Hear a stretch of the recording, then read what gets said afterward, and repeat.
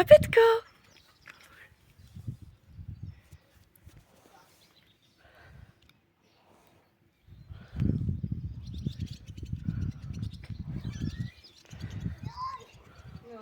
chcete ohláskať a ja to nechom.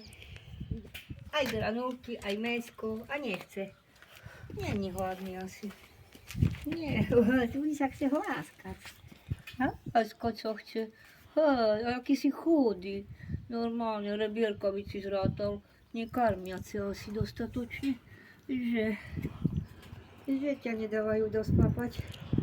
Lebo tak vyzerá, že si to tak chcel muškávať. Dúfam, že nemáš božky v kožušku.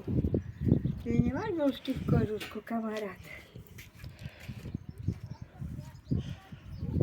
No vidíš, ja som toto videla.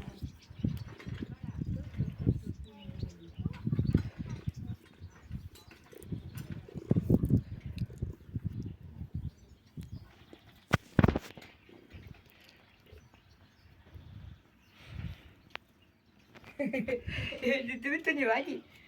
Nie, ja milujem mačky. Mne to také brbola, taký strašne mäkká, že je taká úplne... Ten chvost, to je hrúza. A tam v pezinku boli mačky a ja som ich stále chodila hladkať. No.